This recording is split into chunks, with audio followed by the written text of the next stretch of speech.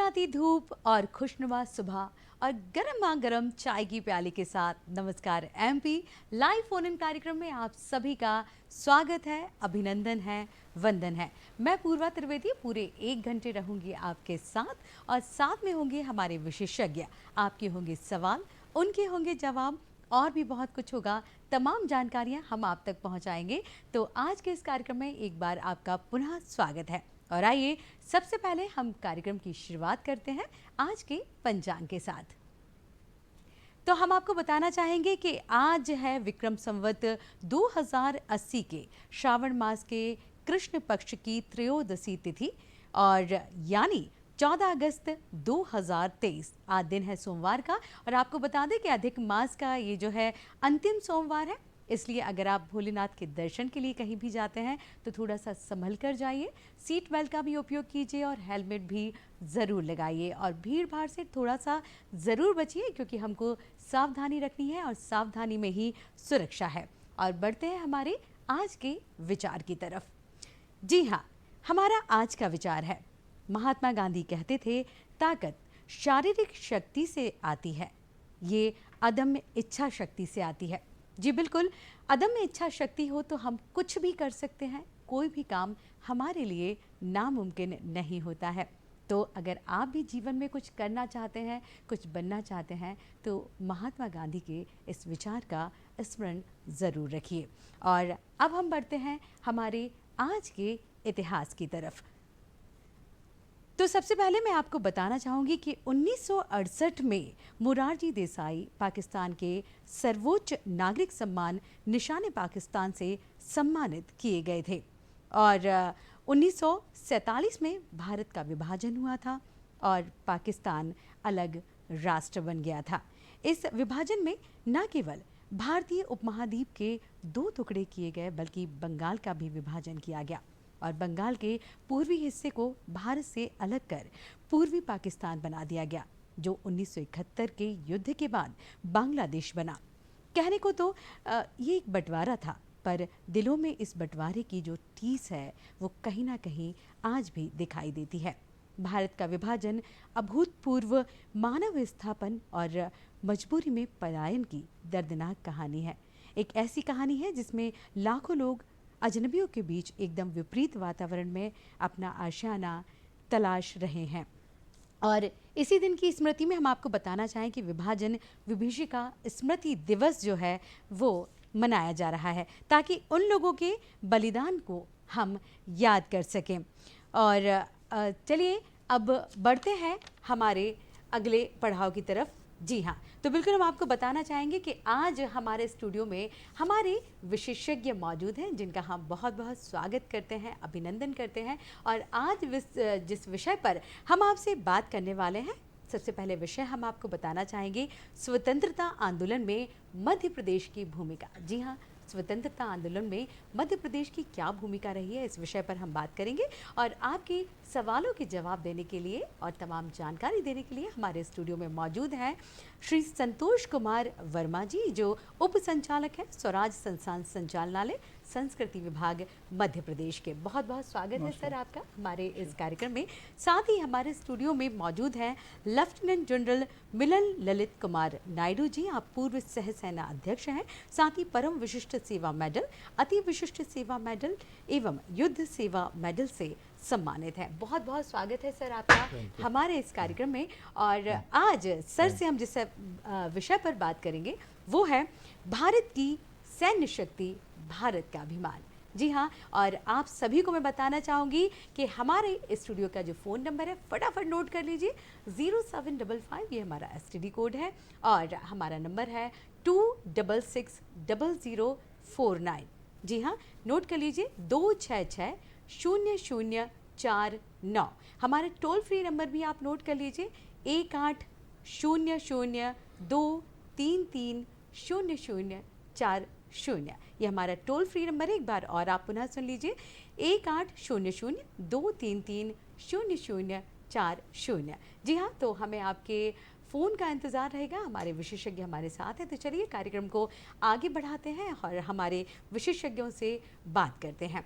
तो बहुत बहुत स्वागत है, अभिनंदन है आपका हमारे कार्यक्रम में। सबसे पहले वर्मा जी, जैसा कि हमने कहा कि हम विभाजन विभीषिका दिवस आज मना रहे हैं, 14 अगस्त का दिन है, तो हम उस विषय पर आपके विचार जानना चाहेंगे। जैसा कि आप सब जानते हैं कि 14 अगस्त 1947 को एक विभाजन हुआ पर यह विभाजन कई मामलों में बड़ा भयंकर माना जा सकता है। इतिहास में आज तक कभी ऐसा कोई दूसरा उदाहरण देखने को नहीं मिलता। अगर हम 100 साल पहले भी चलें और जब ईस्टर्न क्वेश्चन अपने चरम पे था और बड़े पैमाने पे एथनिसिटी के आधार पर राष्ट्र बन रहे थे, तुर्की से अलग होने के लिए चल रहा था, रूस क्रीमिया में लड़ रहा था, ये सारी चीज़ें हो रही थी।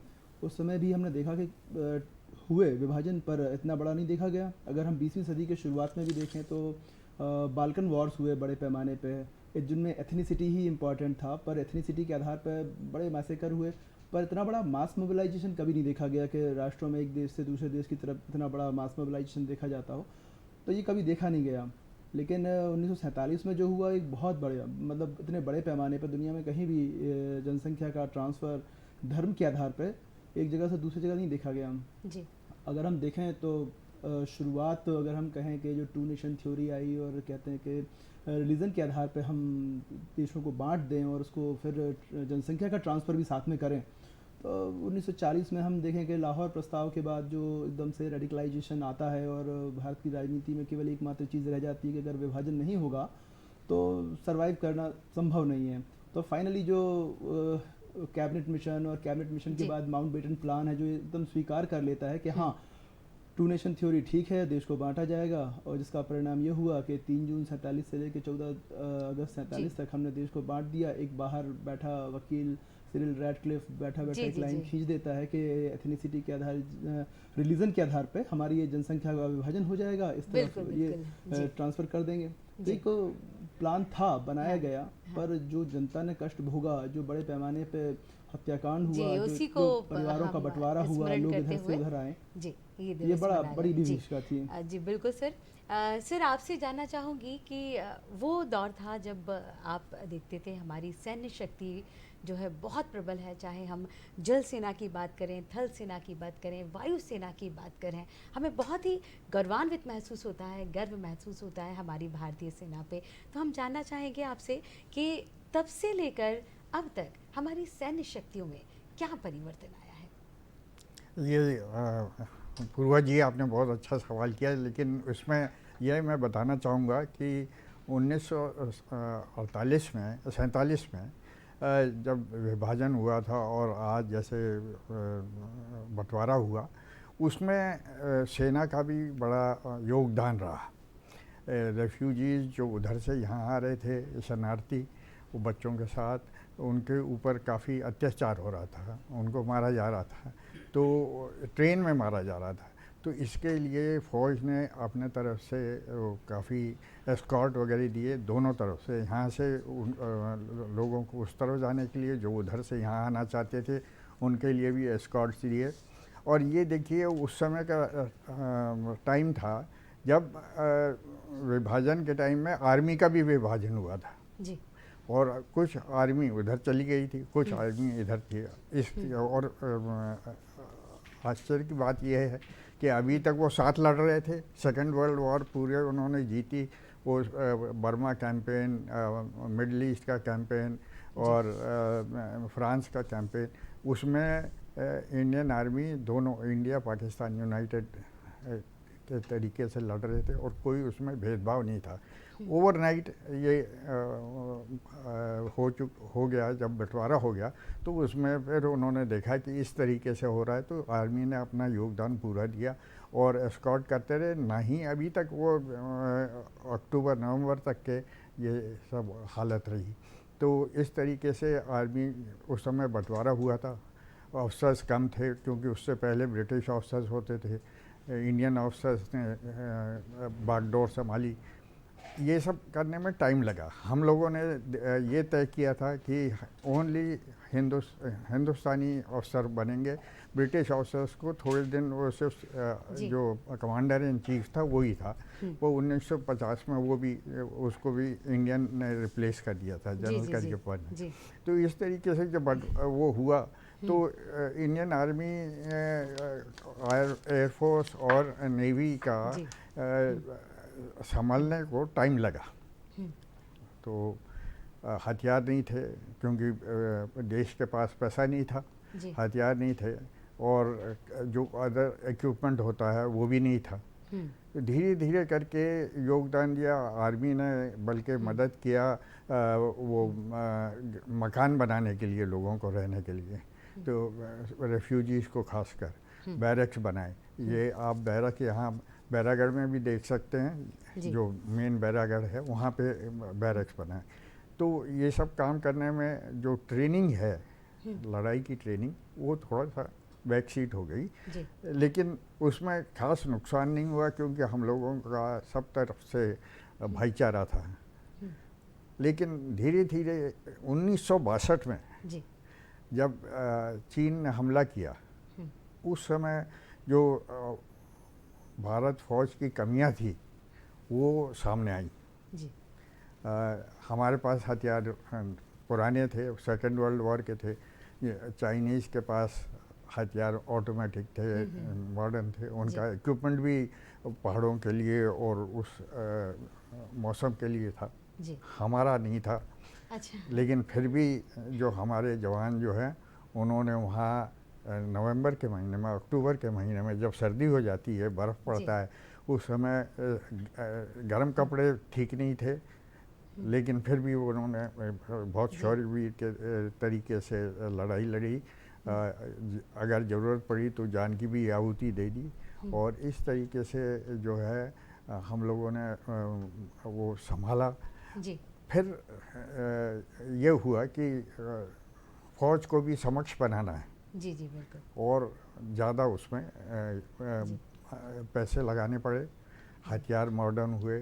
वो ये बड़ा स्लो प्रोसेस है। जी। जी। जी। तो अभी तक जो वहाँ से लेके यहाँ तक बहुत तरक्की हुई है, अभी हम लोग सक्षम। जी। जी, बिल्कुल बिल्कुल सर, इसको हम कंटिन्यू करेंगे। सर वर्मा सर, आपसे जानना चाहेंगे कि मध्य प्रदेश की ऐतिहासिक पृष्ठभूमि जो रही है, मतलब जैसे हम बात कर रहे थे स्वतंत्रता आंदोलन में हमारे मध्य प्रदेश की भूमिका जो रही है, उस पर हम प्रकाश डालना चाहेंगे। अगर स्वाधीनता संग्राम की बात करें तो मध्य प्रदेश जैसा भारत का हृदय प्रदेश है, वैसे ही स्वाधीनता संग्राम में भी उसकी भूमिका केंद्रीय रही है। जी। तुलनात्मक रूप से जैसे हमने देखा कि जब ब्रिटिश भारत में आए तो एक व्यापारी के रूप में आए, तो गुजरात हुआ, सूरत से उन्होंने एंट्री की, या फिर बंगाल की तरफ गए, मतलब कोस्टल एरियाज़ में उनका ज़्यादा जोर था। लेकिन वो धीरे धीरे जब उन्होंने पॉलिटिकल पावर के रूप में 1757 में हमने देखा, प्लासी की लड़ाई के बाद वो पॉलिटिकल पावर गेन करना शुरू कर दिया, और वो पॉलिटिकल पावर गेन करते करते क्षेत्रों को एक्वायर करने लगे। तो हम देखते हैं कि 1818 में जब तीसरा एंग्लो मराठा वॉर हुआ और मराठों को उन्होंने परास्त कर दिया, तो एक तरीके से जो मराठा कन्फेडरेशन था वो भंग हो गया, और वो एक पॉलिटिकल पावर के रूप में मध्य प्रदेश के क्षेत्र में आ गए। जो 1818 में एक निर्णायक युद्ध था, और यहाँ पे जैसे हमने देखा कि एक जो एरिया था बुंदेलखंड वाला, सागर और ये होशंगाबाद तक का जो एरिया था, जबलपुर तक जाता था, इस सारे एरिया को उन्होंने अपने कब्जे में ले लिया, और एक नया एक प्रशासनिक टर्म दिया उन्होंने, सागर नर्मदा टेरिटरीज, जो नर्मदाई किनारे किनारे जाता था। तो एक बड़ा एक प्रशासनिक विभाग उन्होंने बनाया ऐसा, सागर नर्मदा टेरिटरीज, और यहाँ पर उन्होंने शासन शुरू किया एक तरीके से। तो स्वाधीनता संग्राम भी सीधी सी बात है, चूँकि ब्रिटिश प्रतिरोध था स्वाधीनता संग्राम, तो वो सबसे पहले यही देखने में आया। तो जो हम देखते हैं कि 1818 के बाद जो प्रशासनिक गतिविधियाँ उनकी शुरू हुई, तो उसका विरोध भी देखने में आया।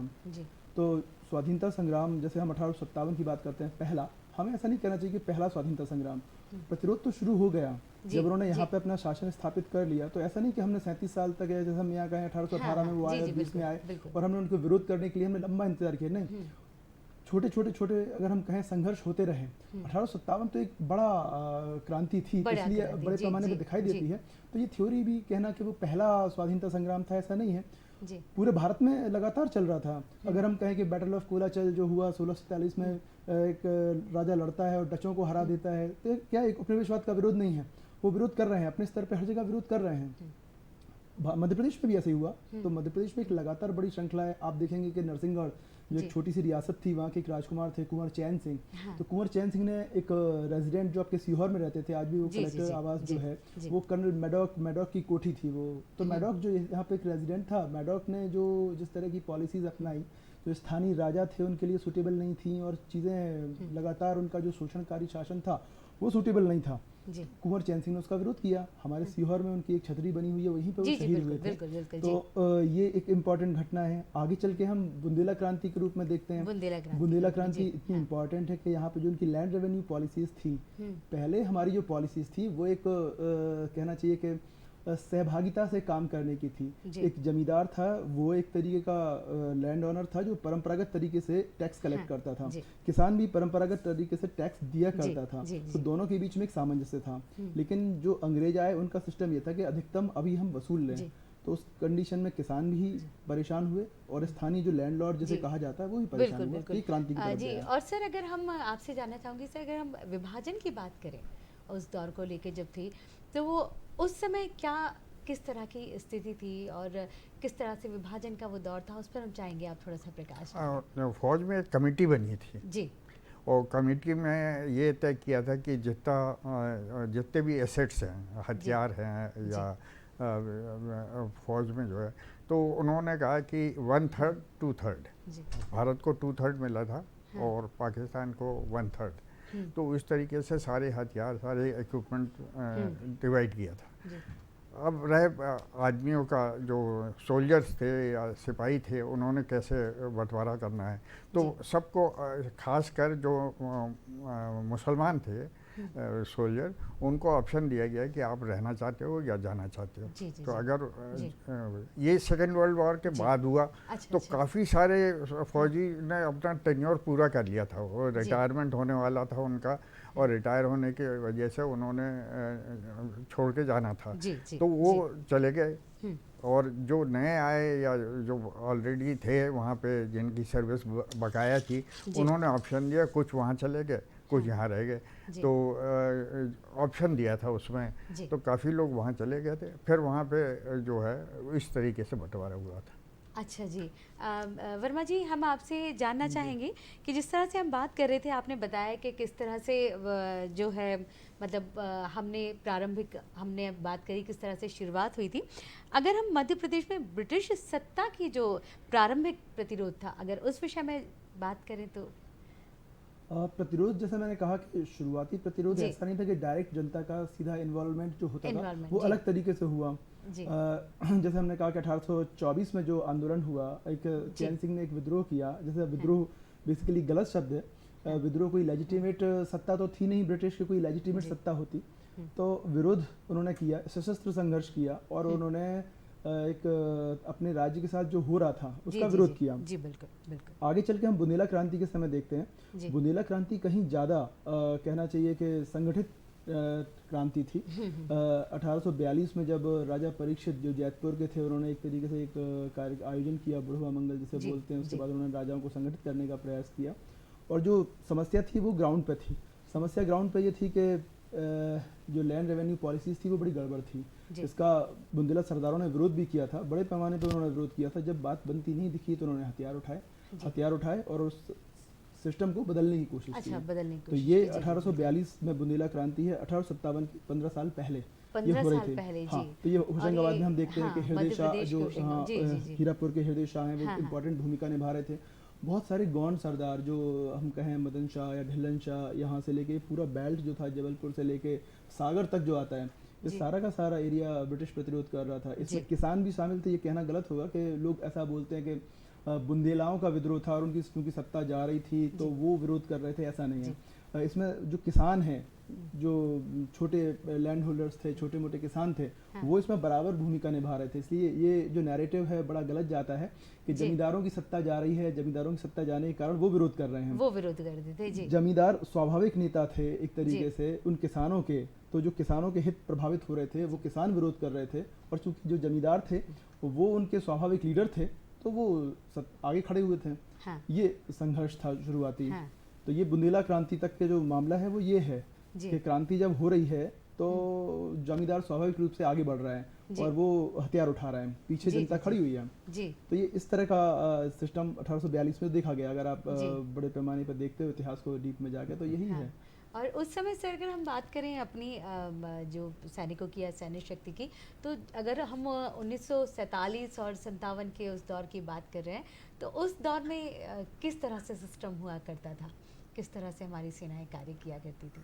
जी। 1857 जी। के मैं ये बताना चाहता हूँ कि उस समय जो राज्य थे जी। वो थे ऑलरेडी। हाँ।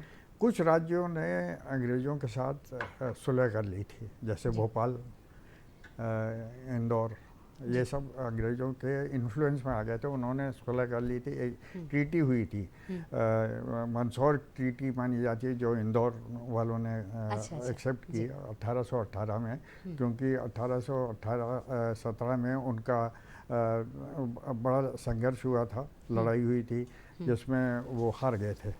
तो वो होलकर ने ये ट्रीटी साइन कर ली 1818 की। जी। उसी के तुरंत बाद भोपाल के नवाब वो बहुत दिनों से लगे हुए थे जी। ट्रीटी साइन करने के लिए। वज़ीर मोहम्मद साहब ने शुरू किया था ये जी। ट्रीटी साइन करने के लिए, फिर उन्होंने फाइनली उनके लड़के ने ये साइन कर लिया। बिल्कुल। और उस समय जो साइन हुआ उसमें उन्होंने ट्रीटी में ये शर्त रखी, नंबर 1, कि आप एक फ़ौज तैयार करोगे जो अंग्रेज ऑफिसर करेंगे, ऑफिसर जी। जी। जी। उनके होंगे, और ये फ़ौज अलग रहेगी। उन्होंने सीहोर सेलेक्ट किया जी। कैंटोनमेंट के तौर पे। अच्छा, अच्छा, तो जी। वहाँ पे कैंटोनमेंट बना। अब कहा कि आप पैसा इसके लिए देंगे, जी। तो नवाब साहब पैसा देते थे। हाँ। तो उसका नाम भी था भोपाल बटालियन, फाइनली बना। पहले दूसरे तीसरे नाम लगे, पर भोपाल बटालियन कहा भोपाल जाता था। बटालियन। जी। उसके लिए भोपाल के स्टेट फोर्सेस थी, उसको फीड करने के लिए।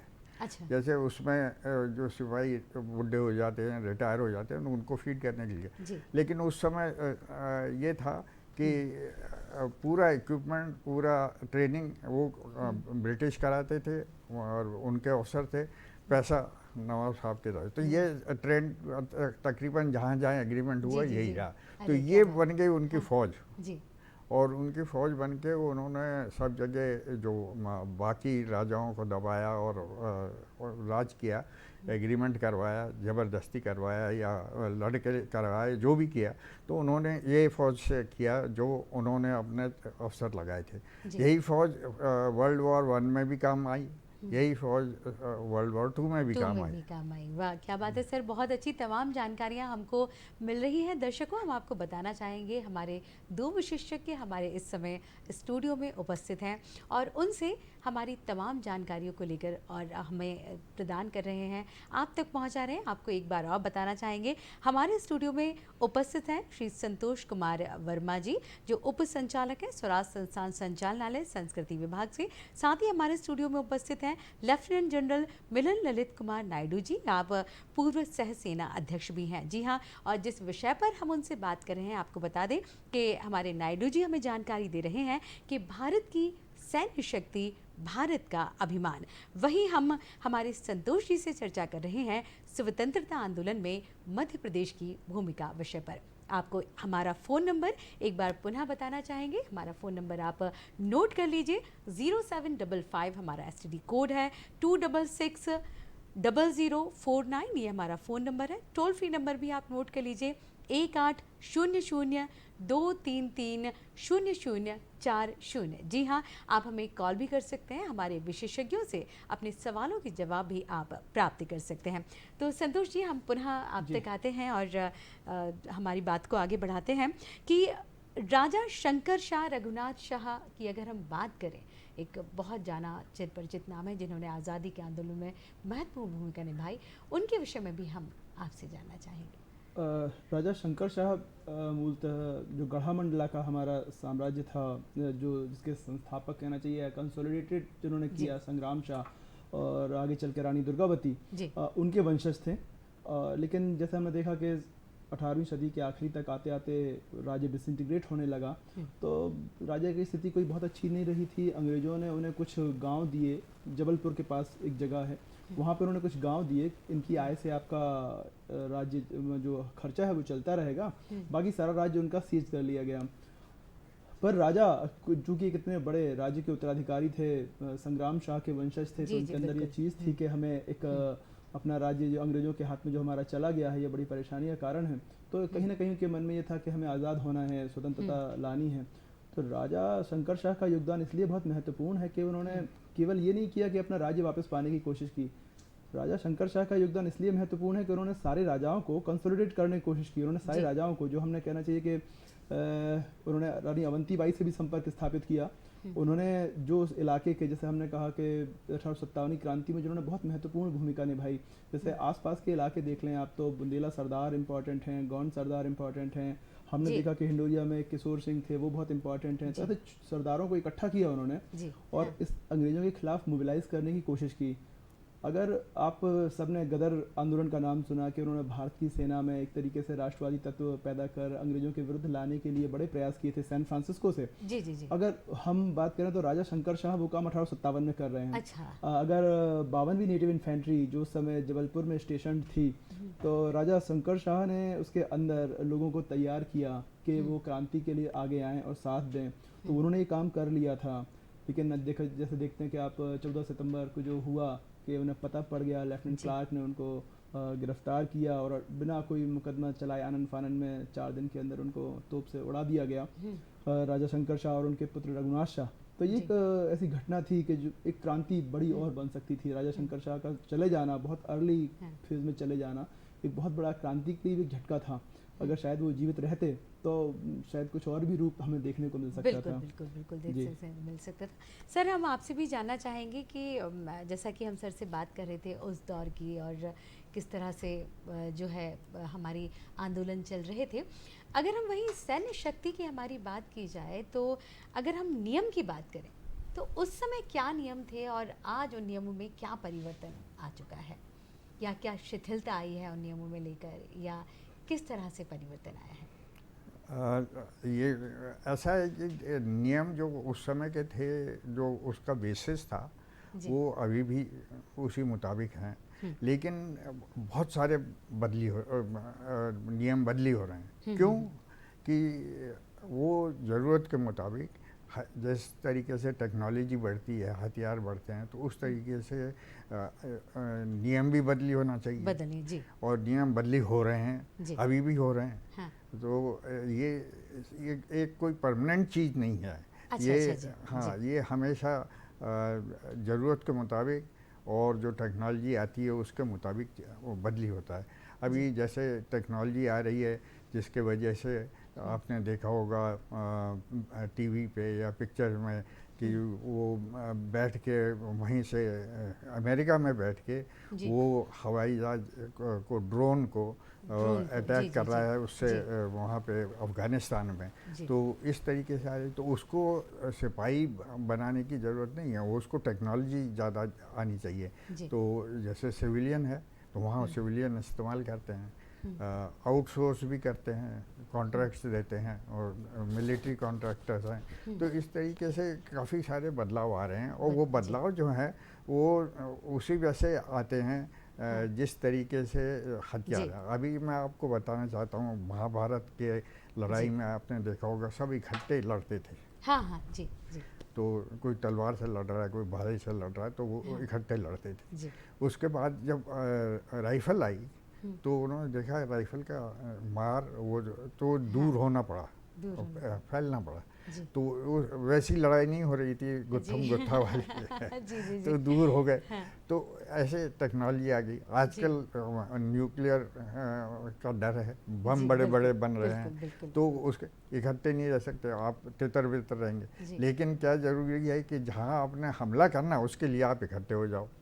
तो वो इकट्ठे हो, तो उसके लिए ज़रूरत पड़ती है कि आपका मूवमेंट फास्ट होना चाहिए। जी जी बिल्कुल। दूसरा आपको ये है कि कम्युनिकेशन होनी चाहिए, बताइए आप यहाँ आ जाइए, इस टाइम पे आ जाइए। तो उसके लिए तो इसलिए बदलाव चलता रहता है और ये मेरे ख्याल बदलाव बहुत ज़रूरी है जी।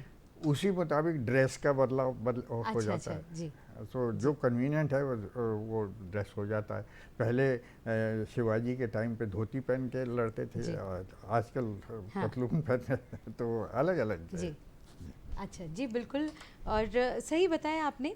अगर हम वही बात करें, जैसे रघुनाथ और शंकर शाह की बात कर रहे थे सर, जनजातीय नायकों की अगर हम बात करते हैं तो मध्य प्रदेश में अभी जो है जनजाति नायकों को काफ़ी हमने स्मरण भी किया। आज़ादी के अमृत महोत्सव के अंतर्गत भी हमने जो है वो उन्हें याद किया। तो हम उन पर भी एक प्रकाश डालना चाहेंगे। टंटिया भील हुए हमारे, और काफ़ी जो नाम है। पहले तो जी। जनजातीय नायकों का जो हम उल्लेख करते हैं जी कि ये भी एक तरीके से जो भेद है वो ब्रिटिश शासन के आने के बाद देखने में आया।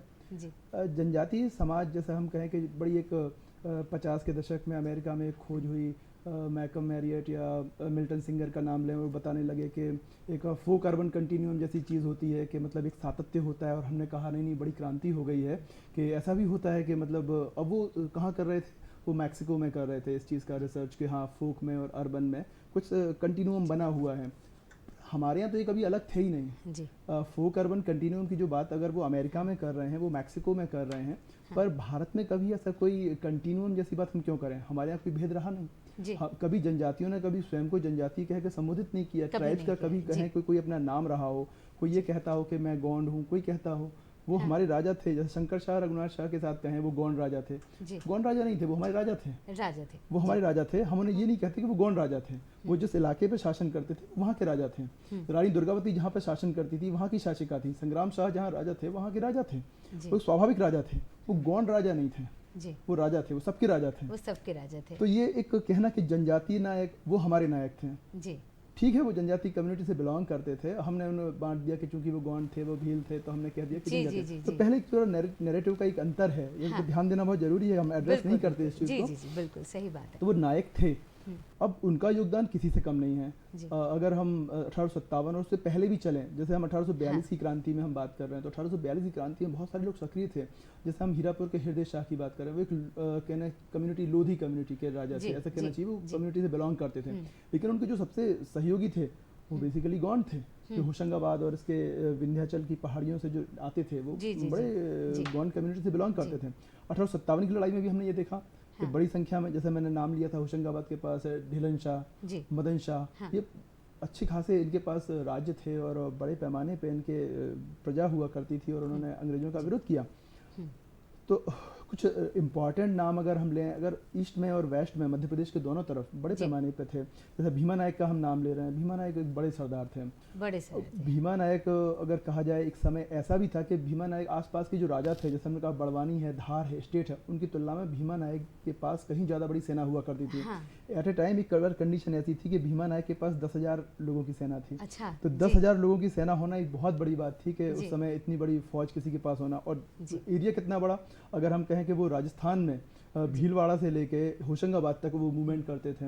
इतने बड़े पैमाने पर उन्होंने संघर्ष किया। भीमा नायक हुए, खाजा नायक हुए, सीताराम कंवर कह लें, रघुनाथ सिंह मंडलोई कह लें, ये बहुत बड़े नायक थे। और तात्या टोपे के घनिष्ठ सहयोगी, इन्होंने तात्या टोपे की बड़ी मदद की। जब तात्या जी। टोपे अंग्रेजों से लड़ रहे थे, तब उस समय हाँ, इन्होंने बड़ी जी। मदद की।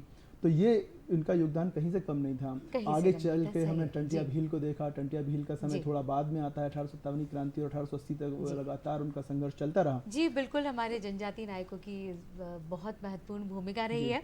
और दर्शकों को हम बताना चाहेंगे कि इस समय जो है मतलब आई फ्लू, कंजक्टिवाइटिस काफ़ी चल रहा है, डेंगू भी काफ़ी चल रहा है।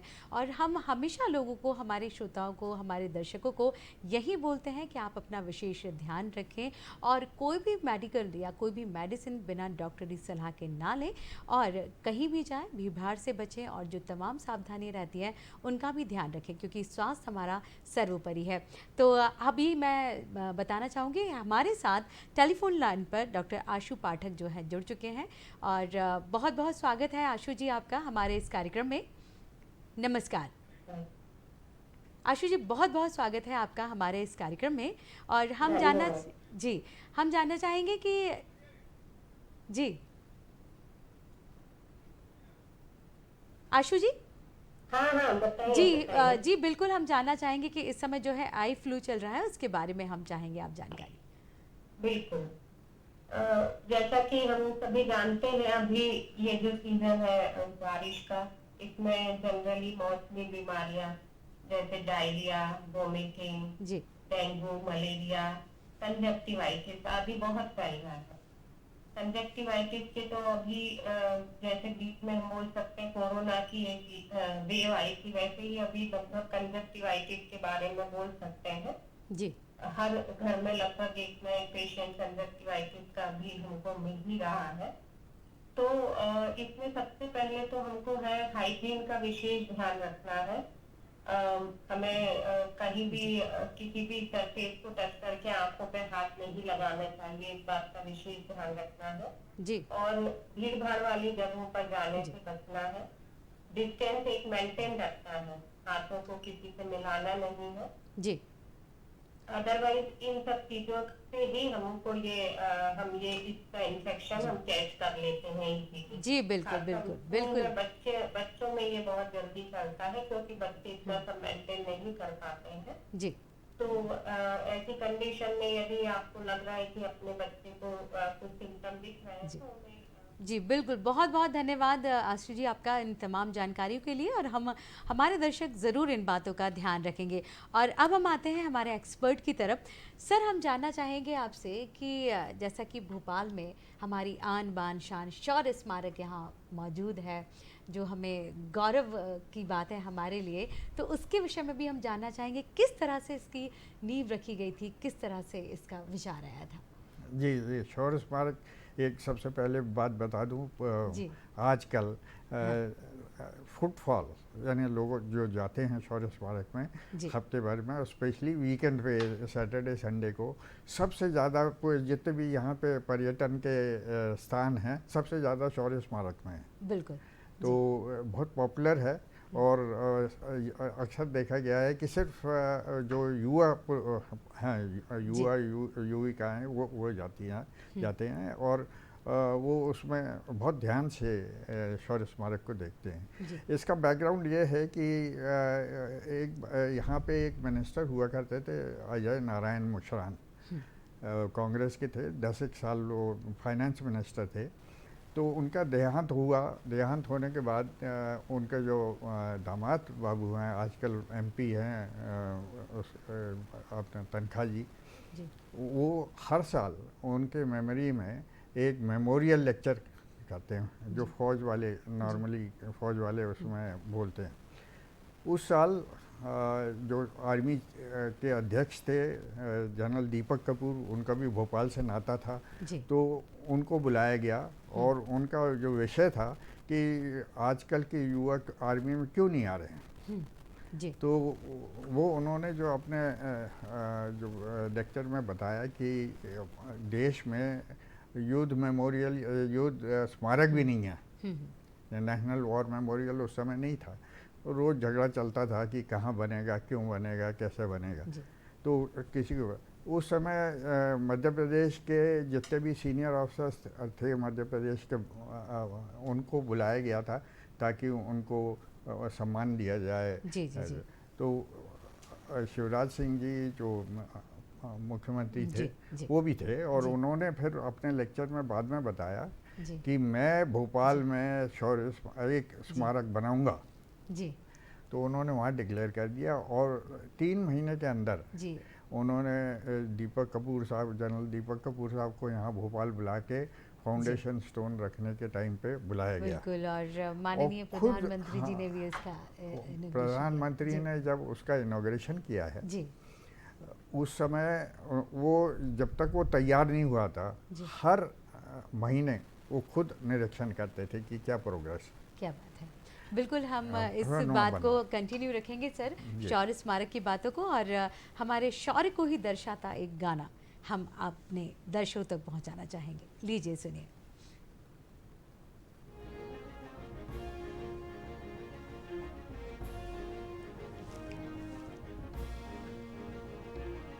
शौर्य स्मारक, शौर्य स्मारक, शौर्य स्मारक, शौर्य स्मारक, शौर्य स्थिर है शौर्य पराक्रम। शौर्य स्मारक, शौर्य स्मारक, शौर्य स्मारक, मातृभूमि पर प्राण निछावर करने के अरमान का, मातृभूमि पर प्राण निछावर करने के अरमान का यह मंदिर है शौर्य पराक्रम त्याग और बलिदान का। शौर्य स्मारक, शौर्य स्मारक, शौर्य स्मारक, शौर्य स्मारक।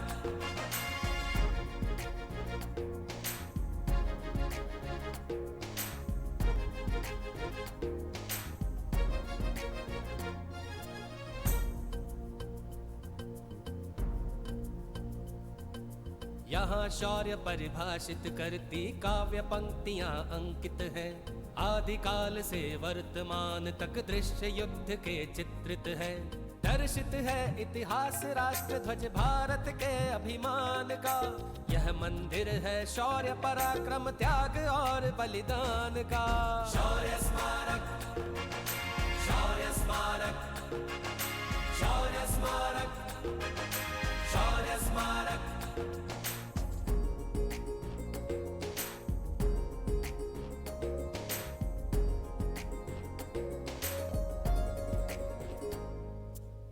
जीवन झांकियां सीमा पर सन्नद्ध जवानों की। जल थल और वायु सेना के प्रमुख सैन्य अभियानों की। उपक्रम है ये बलिदानी रणवीरों के यशगान का। यह मंदिर है शौर्य पराक्रम त्याग और बलिदान का। शौर्य स्मारक, शौर्य स्मारक, शौर्य स्मारक। तो देखा आपने कि किस तरह से जो है हमारे वीरों की शौर्य गाथा कहता शौर्य स्मारक आपके समक्ष था और कितनी बारीकी से इसको डिज़ाइन किया गया है। और यहाँ हम जब भी जाते हैं दिल में एक जज्बा, एक उमंग और हमारे वीरों के प्रति जो आदर और सम्मान का भाव आता है वो अद्भुत ही होता है। तो सर, हम आपसे बात कर रहे थे शौर्य स्मारक को लेकर।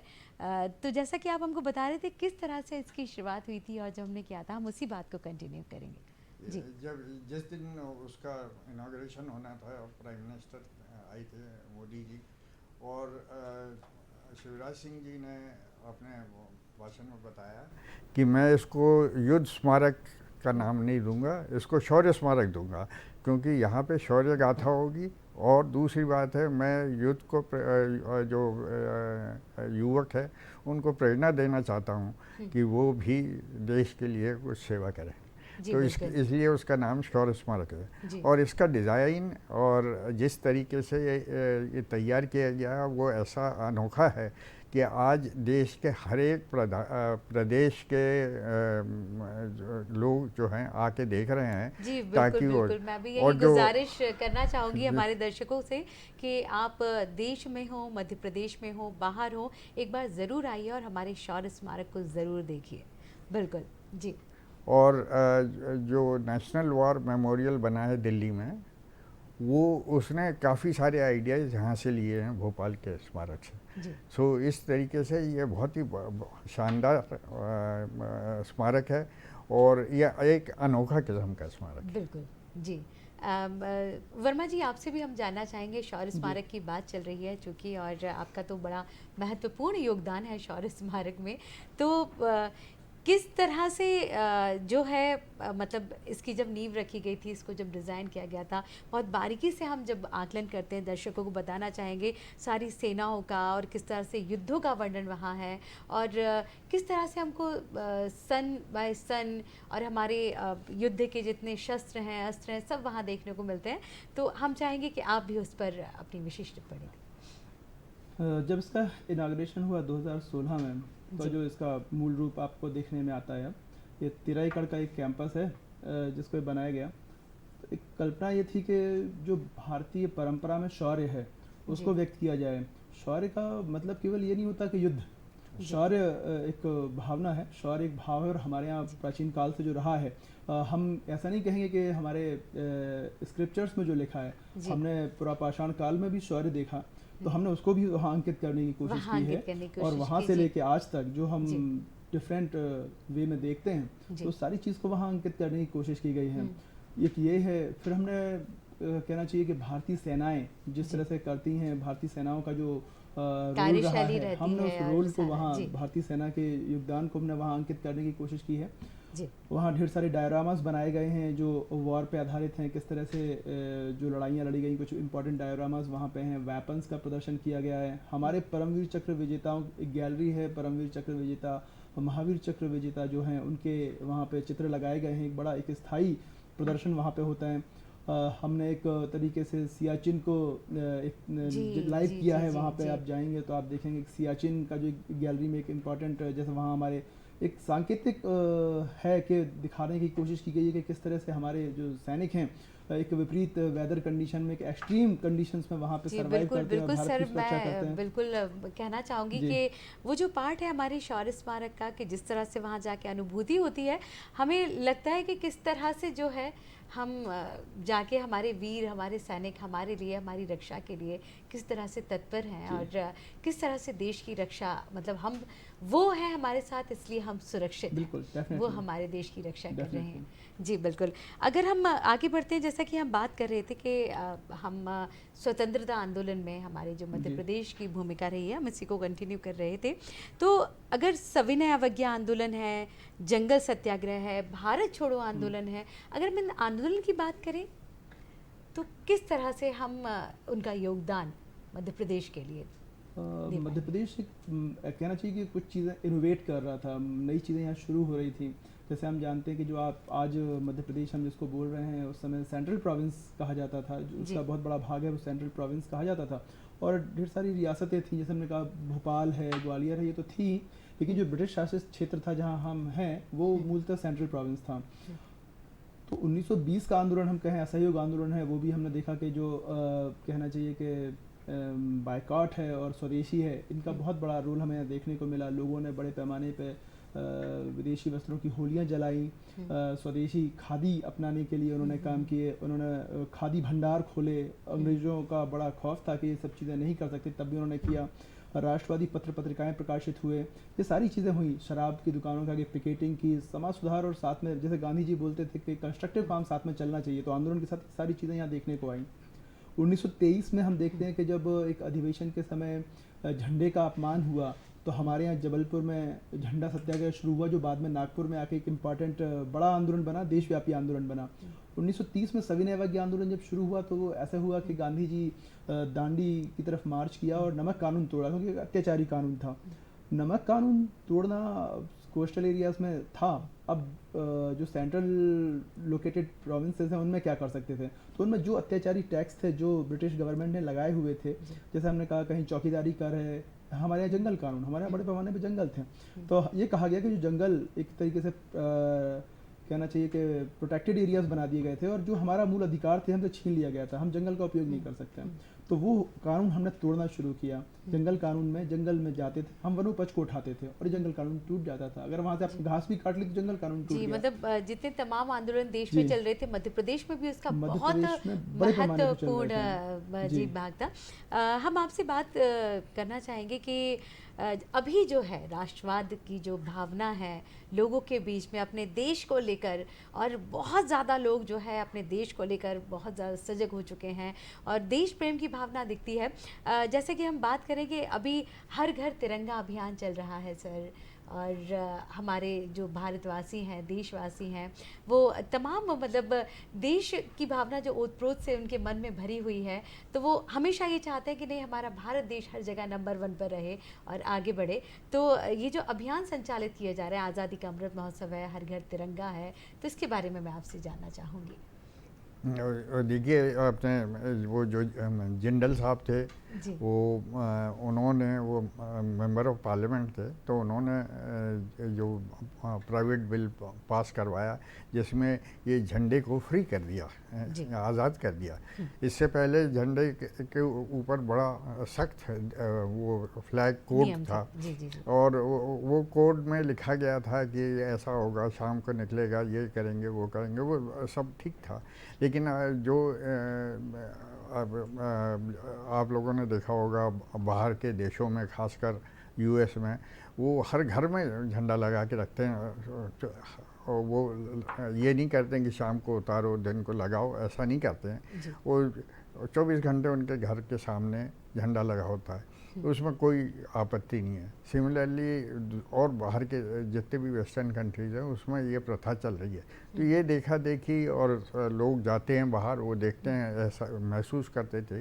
तो जब वो कोड अमेंड हुआ, फ्लैग कोड अमेंड हुआ, उसके बाद से थोड़ा सा राहत मिल गई। और ये जो अभियान अभी चलाया है ये बहुत अच्छी चीज़ है। इसमें जागरूकता होती है हर इंसान में, हर चाहे वो पढ़ा लिखा हो चाहे नहीं हो, जिसके पास घर हो नहीं हो, झुग्गी हो, वो अपना झंडा लगा के वो गर्व उसको महसूस होता है। जी जी बिल्कुल। और हम तमाम दर्शकों से भी अपने कहना चाहेंगे कि कल आज़ादी का जो दिवस है और हमारा पूरा देश मना रहा है, 77वां स्वतंत्रता दिवस है, तो आप भी जो है हर घर तिरंगा अभियान से जुड़ें और अपने देश की आन बान शान को बरकरार रखें। संतोष जी, हम बात करेंगे कि इस तरह के जो अभियान अभी संचालित किए जा रहे हैं, देश प्रेम की भावना लोगों तक आ रही है। मेरी माटी मेरा देश या मेरा प्रदेश भी इस तरह का अभियान भी हम संचालित कर रहे हैं। जी, उस विषय में भी जानना चाहेंगे। माननीय प्रधानमंत्री जी ने जो एक अभियान शुरू किया, उनकी प्रेरणा से जो शुरू हुआ कि 9 अगस्त से लेकर 30 अगस्त तक मेरी माटी मेरा देश अभियान शुरू किया गया है।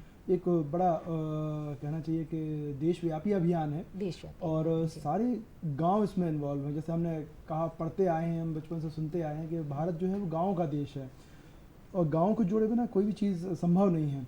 तो यहाँ इस पूरे कार्यक्रम से सारा देश जुड़ा हुआ है। हमारे यहाँ गांव से दिल्ली तक ये पूरे कार्यक्रम की रूपरेखा बनाई गई है। गांव से जो मिट्टी गांव की आएगी वो पंचायतों में आएगी, और हमारे देश में 2.5 लाख पंचायतें हैं। उन 2.5 लाख पंचायतों से 7,500 ब्लॉक्स, जो उनके संबंधित ब्लॉक्स हैं, वहाँ पे वो मिट्टी एकत्रित की जाएगी, और उन 7,500 ब्लॉक्स से वो सारे के सारे वो यात्रा करेंगे दिल्ली की तरफ, जहाँ पे 30 अगस्त को जो कर्तव्य पथ है वहाँ पे एक उद्यान जो बनाया जा रहा है उसमें वो मिट्टी लाके रखी जाएगी। तो एक बड़ी परियोजना है, इसमें बहुत सारी चीज़ें साथ में इन्वॉल्व हैं। जैसे हमने कहा कि जो हमारे वीर हैं, जो स्वाधीनता संग्राम में जिन्होंने भाग लिया, या हमारे सैन्य बलों के जवान, या हमारे जो पुलिस ऑर्गेनाइजेशंस हैं, इनके जवान जो हैं वो ड्यूटी पे शहीद हुए, देश की रक्षा करते हुए शहीद हुए, राष्ट्रीय आंदोलन में शहीद हुए, उनके नाम सम्मान के साथ एक शिलाफलकम जो गांव में स्थापित किया जाना है। एक तरीके से गांव में स्थानीय स्तर का एक स्मारक कह लीजिए उसे, वो हर पंचायत में स्थापित किया जाना है। बिल्कुल बिल्कुल। तो हम भी जी यही कहेंगे दर्शकों से कि जो अभियान संचालित किए जा रहे हैं उनमें बढ़ चढ़कर वो भाग लें, क्योंकि हम हैं, हमारा देश है, तभी हम हैं। और सर, मैं आपसे कहना चाहूँगी कि कल चूँकि हमारा स्वतंत्रता दिवस है और आज 14 अगस्त है, तो हम चाहेंगे कि चलते चलते एक बहुत प्यारा सा संदेश आप हमारे दर्शकों को दें। 15 अगस्त के लिए मेरा सिर्फ ये संदेश होगा कि हर नागरिक को, चाहे जो भी ओहदे पे हो, जब पढ़ रहा हो, नौकरी कर रहा हो, व्यापार कर रहा हो, या जो भी कर रहा हो, उसको अपने पूरे यथाशक्ति ईमानदारी के साथ काम करेगा तो वो उतनी ही देश सेवा करेगा जितना एक सिपाही कर रहा है और आगे देश की रक्षा कर रहा है। जी बिल्कुल। तो मैं ये कहूँगा कि उसने अपने तरफ से पूरी तरीके से काम करना है, देश की तरफ देखना है, और उस जो सेवा है उससे बढ़कर सेवा, देश सेवा नहीं हो सकती। जी बिल्कुल सही कहा आपने, देश की सेवा से बढ़कर कोई और सेवा हो ही नहीं सकती। तो सबसे पहले तो मैं आप दोनों को इन तमाम जानकारियों के लिए बहुत बहुत धन्यवाद देना चाहूँगी। आप हमारे स्टूडियो में आए और इतनी अच्छी जानकारियाँ, इतनी अच्छी महत्वपूर्ण बातें हमारे दर्शकों तक पहुँचाई। और दर्शकों, आपसे यही कहना चाहूँगी, कल स्वतंत्रता दिवस है, यानी हमारा दिन, हमारे देश का दिन, और ये वो दिन है जब हर एक भारतवासी को इसमें बढ़ चढ़ कर हिस्सा लेना चाहिए। अगर आपके घर में छोटे बच्चे हैं तो उनको भी ज़रूर बाहर निकालिए, उन्हें बताइए कि ये दिन हमारे लिए क्यों महत्वपूर्ण है। अगर जब भी है आपके आसपास कोई भी आयोजन हो रहा है या आप जा सकते हैं उसमें, तो ये दिन ज़रूर सेलिब्रेट कीजिए, क्योंकि इससे महत्वपूर्ण त्यौहार हम सब के लिए कोई नहीं है। हमने कहा था ना, हमारा देश है तो हम हैं। इसलिए इस देश के लिए अपने समर्पण को, अपने त्याग को, अपने बलिदान को जो हमारे सैनिकों ने दिया है, उनको ज़रूर स्मरण कीजिए और स्वतंत्रता दिवस ज़रूर मनाइए। आप सभी को स्वतंत्रता दिवस की अग्रिम शुभकामनाएं। जय हिंद, जय भारत, वंदे मातरम। और इस कार्यक्रम से आप सभी को नमस्कार।